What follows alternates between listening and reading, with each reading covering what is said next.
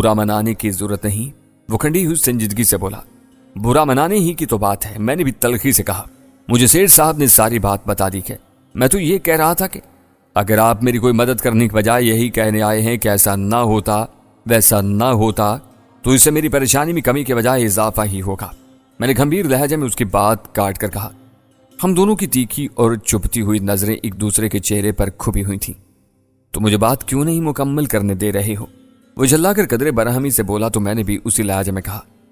آپ نے ابتدا ہی ایک غلط بات سے کی ہے جس نے میرا موڈ ہی خراب کر ڈالا ہے۔ آج پہلی بار میں آپ کو ایسی بات کرتے دیکھ رہا ہوں۔ میری پے در پے جوابی کارروائی نے اسے تھوڑا خجل سے کر دیا اور پھر وہ جھیپی ہوئی مسکراہٹ چہرے پر سجاتے ہوئے بولا، تم نے میری بات کا مطلب ہی غلط لیا ہے یار۔ کیا تم نہیں جانتے کہ میں کن حالات سے گزر رہا ہوں؟ میں نے بددستور تلخی سے اس کی طرف دیکھتے ہوئے کہا۔ پرچی والے واقعے کے بعد سے وہ ان کی نظروں میں آ چکا تھا۔ اسی طرح میں نے اپنے طور پر حد الامکان محتاط رہنے کی بھی کوشش کی تھی۔ یہی وجہ تھی کہ مجھے اپنے بائک پر ان کے لگائے ہوئے ٹریکر کا بھی پتہ چلا، لیکن کب تک؟ بالآخر انہوں نے نہ جانے کس طرح میری اور سیٹھ صاحب کی ٹیلی فون پر ہونے والی گفتگو کسی خفیہ مائک کے ذریعے ریکارڈ کر لی، اور مجھے پورا یقین ہے یہ کام اس کے گھر کے بھیدی سجاد بیگ نے کیا ہوگا۔ میں ان کے ہاتھوں مرتے مرتے بچا ہوں، یوں میرے ہاتھوں ان کے ایک آدمی کا قتل بھی ہو گیا۔ اس لیے برائے مہربانی میرے سامنے اپنے کسی ایسے خیالات کا اظہار کرنے سے پرہیز کرو جو تمہارے غلط اندازوں پر مبنی ہیں، اور وہی بات کرو جو اس وقت سیٹھ صاحب نے میری مدد کے لیے تمہیں سمجھا کر بھیجا ہے۔ میری تلخی بڑھتی جا رہی تھی۔ وہ ضد چھونے لگا، بولا، مجھے سیٹھ صاحب نے یہی کہہ کر تمہارے پاس بھیجا ہے کہ تمہیں پریشان ہونے کی ضرورت نہیں ہے۔ یہ بات وہ مجھے کل رات کو فون پر ہی کہہ چکے ہیں۔ کوئی نئی بات ہے تو بتاؤ، میں بولا۔ نئی بات یہی ہے کہ مجھے اس گھر کا پتہ بتاؤ۔ کیا نام تھا؟ ٹائیگر ہاؤس، میں نے کہا، اور اسے نام ہی نہیں اس کا پتہ بھی سمجھا دیا۔ ہاں، دوسرا یہ کہ جو ماجد عرف ماجہ نامی آدمی تمہارے ہاتھوں قتل ہوا ہے اس کے گھر کا بھی ایڈریس بتاؤ۔ سیٹھ صاحب نے مجھے اس کے گھر کی نگرانی کرنے کے لیے کہا ہے کہ اس کا بھی پتہ چلے کہ وہاں پر اس کی موت کا راز کس طرح افشا کیا گیا ہے۔ یعنی سیٹھ صاحب یہ دیکھنا چاہتے ہیں کہ آیا ماجد لکھڑ کی موت کو وہ لوگ قتل کے طور پر ظاہر کرنا چاہتے ہیں یا کسی حادثے سے تشبیہ دینے کا ارادہ رکھے ہوئے ہیں۔ یقیناً، وہ بولا۔ مجھے سیٹھ سکندر کے اس مشورے پر ساتھ کرنا پڑا۔ خود کل رات سے میں بھی اس طرح کی مہم جوئی کے بارے میں سوچ رہا تھا۔ آیا پتہ تو چلے کہ وہ لوگ یہ سارا معاملہ پولیس سے چھپانا چاہتے ہیں تاکہ اپنے طور پر اس سے نمٹیں یا پھر کوئی اور داؤ کھیلنے کا ارادہ رکھتے ہیں۔ ہاں، یہ بات انہوں نے ٹھیک کہی، میں نے تائید میں کہا۔ اور یہ بھی پتا کرو کہ متعلقہ تھانے میں اس قتل کی رپورٹ کی گئی ہے یا نہیں، اگر کی گئی ہے تو کس کے خلاف؟ اس نے اس بات میں سر ہلا دیا۔ دوسری بات یہ کہ مجھے اپنی ماں اور جوان بہن کی بھی فکر ستا رہی ہے۔ ان کے بارے میں سیٹھ صاحب نے تمہیں کوئی ہدایات دی ہیں؟ ہاں۔ تو پھر اس بات میں سر ہلا کر بولا، ان کی بھی خفیہ طور پر خبرگیری کرنے کا سیٹھ صاحب نے مجھے ہی کہا ہے۔ میری بھانپتی ہوئی نظروں نے اس کے چہرے سے ہی نہیں بلکہ لہجے سے بھی نمایاں طور پر محسوس کیا تھا کہ وہ تنگ اور بیزار سا ہو رہا تھا۔ ایسے میں بھلا وہ اس طرح کی اہم اور حساس ذمہ داری کیسے پوری کر سکتا تھا؟ بہرکیف میں نے تو اس بارے میں کچھ نہیں کہا، البتہ اسے ماجد لکڑ کے گھر کا بھی پتہ بتا دیا۔ جب وہ رخصت ہونے لگا تو میں نے ایک احتیاط کے پیش نظر اس سے کہا، ہو سکتا ہے تمہیں راجو بوری یا سلیم چالیا پہچان لیں۔ اس خدشے کے بارے میں تمہارا کیا خیال ہے؟ کیونکہ فیکٹری میں بھی تمہیں گھلے ملے رہنا پڑتا ہے۔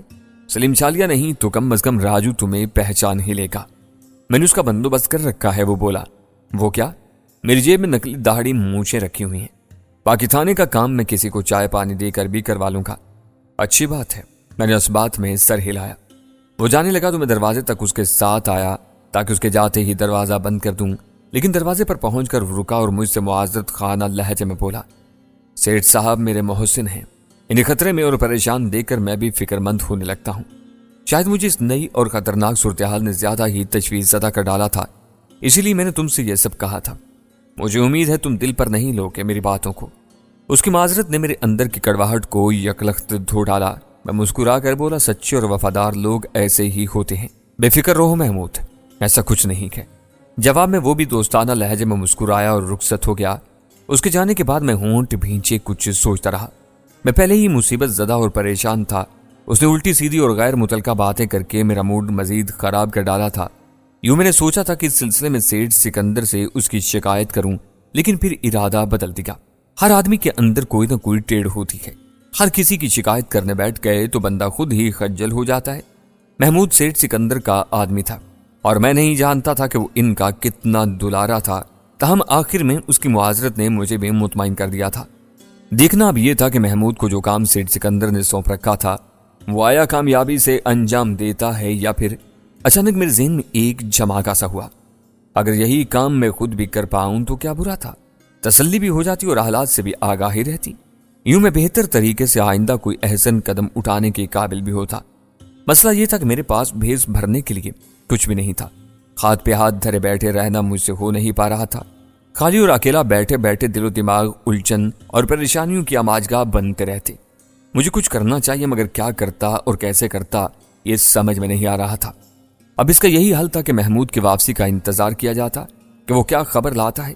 اس نے جاتے وقت مجھ سے کہا تھا کہ وہ دوبارہ آئے گا، ایسی صورت میں میرے پاس اب اس کا انتظار کرنے کے سوا کوئی چارہ بھی نہیں تھا۔ کھانے پینے کا سامان گھر میں موجود تھا لیکن کچھ جی نہیں چاہ رہا تھا بنانے کو، ناشتہ بھی چاروں ناچار ہی کیا تھا، البتہ چائے اور سگریٹ کی طلب محسوس ہونے لگی تھی۔ چائے کا سامان تو تھا مگر سگریٹ نہ تھے۔ مجھے رہ رہ کر فوزیہ کا خیال آ رہا تھا، اپنی بہن رحیلہ اور ماں کی فکر ستا رہی تھی۔ دل میں یہی دعا بھی کرتا جا رہا تھا کہ محمود کوئی اچھی خبر لائے، یہ بھی کہ ماجا ہلاک نہیں ہوا بلکہ زخمی ہوا ہے اور اس کی زندگی بچ گئی ہے۔ میں نے چائے بنائی، چائے پینے کے بعد سگریٹ کی طلب اور بڑھ گئی، مجھ سے رہا نہیں کیا۔ میں گھر سے باہر نکلا، لاک لگایا، چہر اطراف دیکھا، سب کچھ معمول کے مطابق تھا۔ میں تیز تیز قدموں سے قریب موجود ایک پان سگریٹ کے کیبن سے اپنے برانڈ کے 2 پیکٹ خرید لایا اور فوراً گھر کی راہ لی۔ میں سگریٹ پر سگریٹ پھونکتا رہا۔ دوپہر ہو گئی، کھانے کو کچھ چی نہیں چاہا، بس بار بار چائے ہی بنا کر پیتا رہا۔ چائے اور سگریٹ کی کثرت سے مجھے حلق اور سینے میں جلن کا احساس بھی ہوتا رہا۔ پھر دوپہر سے سپہر ہوئی اور شام چھکائی لیکن محمود نہیں لوٹا۔ دل و دماغ پھر بے چین ہونے لگے تو سوچا سیٹھ سکندر ہی کو فون کر کے حال معلوم کر لوں، ہو سکتا ہے محمود میری جلی کٹی باتیں سن کر یہاں آنے کے بجائے سیٹھ سکندر کی طرف ہی چلا گیا ہو۔ مگر پھر یہ بھی خیال آیا کہ اگر ایسا ہوتا تو سیٹھ سکندر مجھے ضرور فون کر کے تازہ صورتحال کے بارے میں بتاتا۔ شام کے بعد جب رات جھکائی اور میں ابھی سیٹھ سکندر کو فون کرنے کے ارادے سے اٹھا ہی تھا کہ اچانک دروازے پر دستک ہوئی۔ میرا دل زور زور سے دھڑکنے لگا۔ دستک کی آواز گویا میرے دماغ پر ہتھوڑے کی طرح لگی تھی اور میں فوراً دروازے کی طرف لپکا تھا۔ پہلے جھری سے میں نے باہر جھانکا، محمود ہی کھڑا تھا۔ میں نے دروازہ کھول دیا، وہ اندر آ گیا اور سیدھا کمرے کا رخ کیا۔ دروازہ بند کر کے میں بھی اندر آ گیا۔ بہت بری خبریں ہیں، وہ بولا۔ اس نے کرسی سنبھال لی تھی۔ میں کھڑا اس کی طرف تکتا رہا، میرا دل وسوسوں تلے بری طرح دھڑک رہا تھا۔ ماجا لکڑ مر چکا ہے۔ ماجی کی ماں جوان بیٹے کا صدمہ نہ جھیل سکی اور جان سے چلی گئی۔ ماجی کی بہن ہے کوئی فوزیہ، اس نے متعلقہ تھانے میں تمہارے خلاف رپورٹ لکھوا دی اور میرے خدا، بیچار صدمے کی شدت تلے میرے منہ سے برآمد ہوا اور مجھے چکر سا آ گیا۔ محمود رک کر یکدم مجھے سنبھالنے کو لپکا اور سہارا دے کر کرسی پر بٹھا دیا۔ حوصلہ رکھو، اب یہ سب تو برداشت کرنا ہی پڑے گا۔ حالات ہی ایسے ہو چکے ہیں کہ ان کا جواں مردی سے ہی سامنا کیا جا سکتا ہے۔ وہ اپنے تائیں مجھے تسلیاں دیے جا رہا تھا۔ اسے کیا معلوم تھا کہ فوزیہ میرے لیے کیا تھی، میں نے اسے کیا وعدہ کر رکھا تھا۔ ماجے کے ہلاک ہونے کا الگ دکھ تھا مجھے، اس پر اس کی ماں بھی بیچاری صدمے سے مر گئی اور فوزیہ دنیا میں تنہا رہ گئی۔ یہی نہیں، اس نے میرے خلاف پرچہ بھی کٹوا دیا تھا۔ اب بقول محمود کے پولیس مجھے ڈھونڈتی پھر رہی تھی۔ آگے بتاتے رہو محمود، میں نے جیسے ہانپتی ہوئی آواز میں کہا۔ پولیس کے ہتھے آلہ قتل بھی لگ چکا ہے۔ وہ آگے بتانے لگا، تمہارے گھر بھی چھاپا مارا ہے پولیس نے اور تمہاری ماں اور بہن راحیلہ کو پولیس تھانے لے گئی ہے۔ باقی کے انکشافات بھی روح فرسا تھے۔ میں نے اپنا سر پکڑ لیا، ایک ساتھ کئی مصیبتیں گلے آن پڑی تھیں۔ اب مجھے خیال آ رہا تھا کہ صرف مثبت سوچ ہی کافی نہیں ہوتی، اس پر عمل کرنا بھی لازمی ہوتا ہے۔ سلیم چھالیہ سے پیسے لے کر میں عیاشیاں کرتا رہا تھا، فیکٹری میں بھی ملازمت کی سختیاں نرمی سے گزار رہا تھا۔ سلیم بلکہ تنظیم کے مزے بھی لیے اور انہی کے کہنے پر چوریاں کی، بھتے لیے اور دنگے بھی کیے۔ دل سے میں نے کچھ بھی نہیں کیا، یہی سوچتا رہا کہ یہ سب غلط ہے، مگر غلط پر عمل بھی کرتا رہا۔ آج مجھے ان سب باتوں کا خمیازہ بھی بھگتنا پڑ رہا تھا۔ یہی نہیں، میرے ساتھ 2 گھر تباہی کے دھانے پر پہنچ چکے تھے۔ فوزیہ کا گھرانہ تو بالکل ہی برباد ہو کر رہ گیا تھا، باقی بچا تھا میرا گھر، تو وہ بھی کب محفوظ رہا تھا۔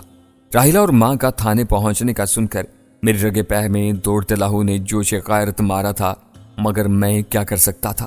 میں تو خود سر چھپائے بیٹھا تھا۔ مجھے اپنا دماغ گھومتا اور پورا وجود سن ہوتا ہوا محسوس ہونے لگا۔ سوچنے سمجھنے کی صلاحیت جیسے مفقود ہونے لگی تھی۔ یہ ساری شرارت بھی انہی لوگوں کی ہو سکتی ہے۔ जिन्होंने ये गुल खिलाया था। महमूद मेरे अंदरूनी भौचाल से बेखबर बोलता रहा। इसका तो मुझे भी अंदाजा था। मैंने अपने हवासों पर काबू पाते हुए उससे पूछा, पुलिस ने माजिद अख्तर की लाश कहाँ से बरामद की? मेरे सवाल पर वो तल्खी से मुस्कुराया। तुम्हारा क्या ख्याल है कि पुलिस को इन लोगों ने टाइगर हाउस बुलाया होगा? हरगिज नहीं, वो तो उनका अड्डा है। माजे की लाश तुम्हारे ही मोहल्ले के रोड किनारे पाई गई है और पिस्तौल भी वहीं मौजूद था जिस पर तुम्हारे फिंगरप्रिंट्स थे। पुलिस को सलीम चालिया और राजू बोरी ने यही बयान दिया है कि तुम्हारा और माजे का किसी बात पर झगड़ा हो गया था, जिस पर तुमने इश्तियाल में आकर उसे गोली मार दी और फिर खौफजदा हो गए। इसके बाद पिस्तौल भी वहीं फेंक कर भाग निकले। सच और झूठ को मिलाकर मेरे खिलाफ बड़ी खतरनाक चाल चली गई थी। खुद को भी उन्होंने साफ बचा लिया था। अब तुम्हारे फरार या रुपोशी ने इस केस को तुम्हारे खिलाफ और भी मजबूत कर दिया है। महमूद कहता चला गया। तभी मैंने उससे कहा, सेठ साहब को तुमने ये सब बता दिया है? हाँ, उसने असबात में सर हिलाया। वो क्या कहते हैं? यही कि तुम्हें फौरन खुद को पुलिस के हवाले कर देना चाहिए और तुम्हें अदालत का सामना भी करना होगा। वो तुम्हारे लिए किसी अच्छे वकील का बंदोबस्त कर देंगे। मैं खुद को पुलिस के हवाले कर दूं? मुझे महमूद की बात पर जैसी यकीन ही नहीं आया। तो और क्या करोगे? कब तक पुलिस से भागते रहोगे? तुम्हारी माँ और बहन भी थाने में है। पुलिस उन्हें सताती रहेगी, इनकी जिंदगी अजीरन कर देगी। महमूद ने बेरहमी से कहा। मेरी सांसें फिर तेजी से चलने लगी। उसका कहना कुछ गलत भी नहीं था। मैंने बच्चों वाले तसल्ली तलब लहजे में महमूद से कहा, क्या तुम्हें मेरा मतलब है सेठ साहब को पूरा यकीन है कि इस तरह यह संगीन मामला संभल जाएगा? इससे पहले कि महमूद जवाब में कुछ कहता, अचानक फोन की घंटी बज उठी। सेठ साहब का फोन होगा, वो भी तुमसे यही कहना चाहते होंगे। कहते हुए महमूद अपनी जगह से उठा और फोन की जानिब बढ़ा। फिर रिसीवर कान से लगाकर हेलो कहा और फिर दूसरी जानिब से शायद सेठ साहब ही की आवाज सुनकर मोदबाना लहजे में बोला, जी सेठ साहब, मैं यहाँ आ चुका हूँ और सारी बात सोहराब को बता दी है। जी बहुत बेहतर, आप भी बात कर लें तो ठीक रहेगा। कहते हुए महमूद ने मेरी जानिब रिसीवर बढ़ाते हुए कहा, लो सेठ साहब लाइन पर हैं और तुमसे बात करना चाहते हैं। मैंने हाथ की लर्जिश पर काबू पाते हुए रिसीवर उसके हाथ से ले लिया और हेलो कहा तो दूसरी जानिब से सेठ साहब ने भी वही कुछ कहा जो अभी कुछ देर पहले महमूद मुझसे कह चुका था। और अगर हम केस हार गए तो वो लोग बहुत असर और सूख वाले हैं सेठ साहब। मैंने उनकी सारी बात सुनने के बाद कहा, तुम क्यों फिक्र करते हो, हम भी तो कम नहीं हैं। मैं तुम्हारे लिए शहर के सबसे बड़े वकील की खिदमत हासिल करूंगा। तुम भी कुछ मत छुपाना, बस सबके नाम लेना, ख्वाब मेरे साले सज्जाद बेग का भी नाम तुम्हें लेना पड़े तो कोई मुजायका नहीं। सेठ साहब ने मुझे जोश भरी तसल्ली देने के अंदाज में कहा और एक लहजा ठहर कर दोबारा बोले, देखो इस तरह तुम्हारी रुपोशी और फरार पुलिस के शुबे की तस्दीक करने के मुतरादिफ होगा। मेरे जहन में एक ख्याल ये भी आया कि इस तरह शायद फौजिया का दिल भी मुझसे साफ हो जाए जब सारी हकीकत का उसे इल्म होगा, वरना पुलिस के साथ वो भी यही समझती रहेगी कि वाकई मैंने अपने तहफ्फुज की खातिर नहीं बल्कि इश्तियाल में आकर उसके भाई का खून किया था। ठीक है सेठ साहब, मुझे मंजूर है। बिलाखिर मैंने उनकी बात पर साथ कर डाला, मैं तुम्हें किसी धोखे में नहीं रखना चाहता सोहराब, वो आखिर में बोला। उसकी आवाज न जाने किस जज्बे तले लरजने लगी। मैं जानता हूं कि तुम पर जो आफत आई है उसकी वजह मैं ही हूं। ये तुम्हारी मेरे लिए कुर्बानी की आला मिसाल है। वो जरा थमा तो बगैर तासुर लहजे में बोला, सेठ साहब मुझे शर्मिंदा मत करें। मैंने ये सब बगैर किसी लालच के और महज इसलिए किया था कि मुझे ही नहीं मेरी फितरत, मेरे ज़मीर को भी ये पसंद नहीं था कि जिस थाली में खाऊं उसी में छेद भी करूं। यही तो तुम्हारी आला ज़रफ़ी है सोहराब, जिससे जाहिर होता है कि तुम किसी नस्ली खानदान के हो। तुम लाख बुरे सही, लेकिन तुमने अपने अंदर के इंसान को जिंदा रखा।